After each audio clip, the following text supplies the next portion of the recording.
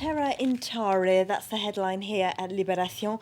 They've got this quite a shocking picture, or at least an eye-catching picture here, of a wounded demonstrator in Tahrir Square being carried through the crowd on the shoulders of his companions there. Now inside, protesters tell their correspondent that the military is worse than Mubarak now, that there's nothing really to choose between the generals and the previous government that was overthrown in January. Their analysis in that paper says that Egypt has reached a tipping point just now because even though those liberal and lefty groups that were key in the revolution have been complaining for months about the number of political prisoners being locked up under the military government, there's 12,000 in jails now. For a while that didn't really echo with popular opinion, but now that unemployment is going back up in Egypt and the generals backed down on a promise to raise the minimum wage, then that's added economic misery to that political discontentment that existed already, and it's created a tipping point that's got thousands back onto the streets again. And the paper reckons that unless the military is replaced by civilian government quickly, the unrest won't end. There's another story which is dominating the papers here in France today. It's a particularly nasty murder, isn't it, which is all over the front pages too. Yes, this unfortunately is horrible. There's the front page picture of this girl here, Agnès, on nearly all the front pages. Now, she unfortunately was raped and murdered last week. She was 13 by a 17-year-old at her school. You can see her there on the front page of Le Figaro. Now, that paper has as their headline, "Emergency Measures Wanted Against Reoffenders." Now, that's because this has become a major political issue here in France, because the 17-year-old boy who's been arrested for that was already awaiting trial for raping another young girl in August 2010. Now, the government has announced an emergency measure to stop any young people who are on trial for serious sex offences in the future, to make sure that they're kept in a young offenders institution and not in an ordinary school. But it has created a lot of anger all around the press. She's here also on the front page of Le Parisien. Their headline there is "How to Avoid This Kind of Drama in the Future." Libération, though, if we have a look, has quite a critical article about how they say the government always makes crime policy immediately after, in the 24 hours, they say, after serious murders like this.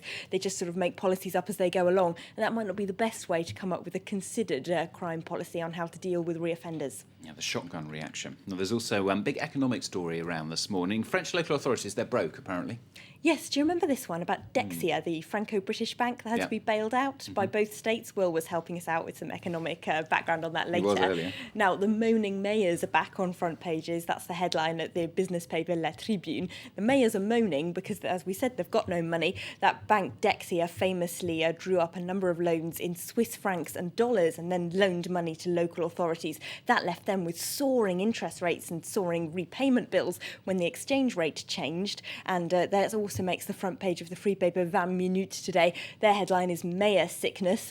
That in French sounds like seasickness, of course. France's thousands of elected mayors are meeting in Paris today, basically to complain to the government about how they've got no money. Libération has got an article revealing they've been into some of Dexia's old documents, and they reveal that Dexia didn't offer those local authorities any choice. They used them, if you liked, as a laboratory experiment, the paper says, for their most dodgy loans, and didn't offer them any less risky deals. And finally, a very pongy but very tasty story Elena's got for it now, from rural France. This one's to do with camembert. It's row brewing or ripening, should we say, over camembert. Yes. How do you tell, Stuart, if an artisanal camembert is authentic? Do you know? Do you smell it? I don't know. Well, apparently you need to make sure it says Camembert de Normandie on the package and not Camembert fabriqué, made in Normandy, Right. because the fabriqué one is a scam by industrial producers who could be using milk from any part of France and are making it industrially as opposed to the traditional way using raw milk. The artisanal producers are fed up with them exploiting this loophole and they're suing, so it can't happen anymore. The Parisien says that is important to French people. They've been out on the streets asking people if they know how to recognise an artisanal camembert. 4 out of 5 people think they can, but actually only one person gets it right. And Stuart, he's an Englishman. We need a taste test. Elena, thanks very much. Elena with the papers here on France 24. Headlines then. Egypt's cabinet offering to quit as the extreme violence continues. Over 30 people said to have died, but the country's military council hasn't yet said